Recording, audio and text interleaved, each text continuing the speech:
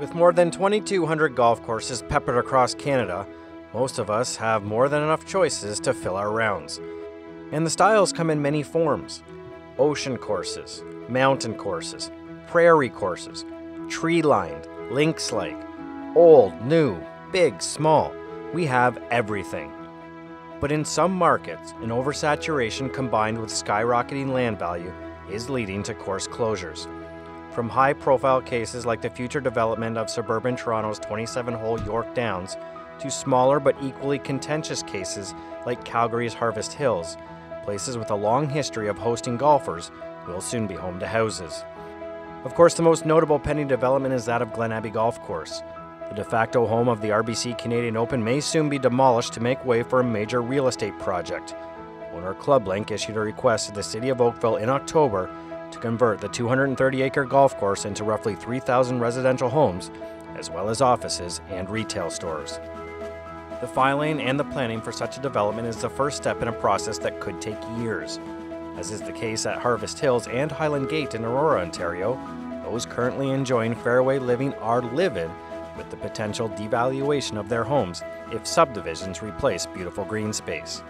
There's even a movement afoot to land Glen Abbey historical landmark status, given the precious moments that have occurred at the club over the years.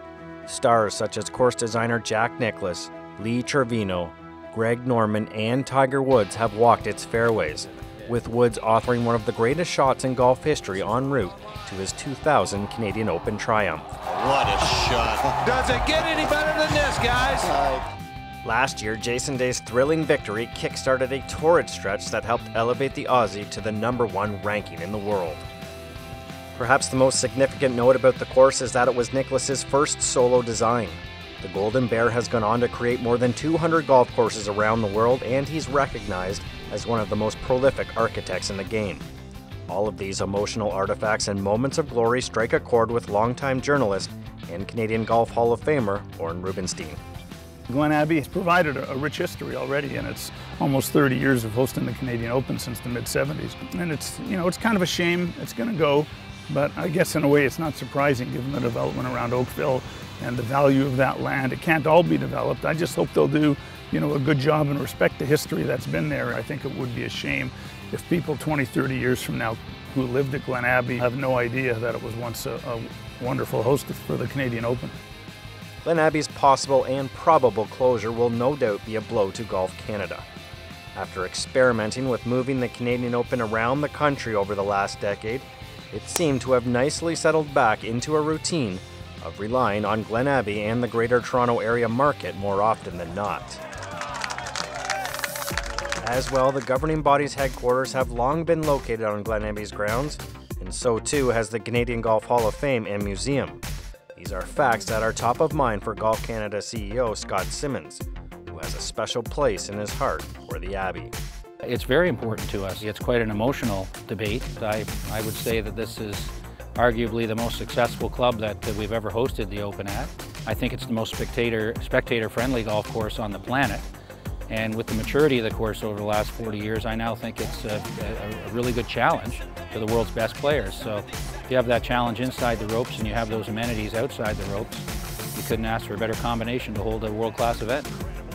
Stepping back from the romance, ClubLink's decision to build houses on Glen Abbey isn't all that surprising. Even with charging $250 green fees and a steep price for corporate events, the company wouldn't come close to matching the profits it can make from residential and commercial real estate.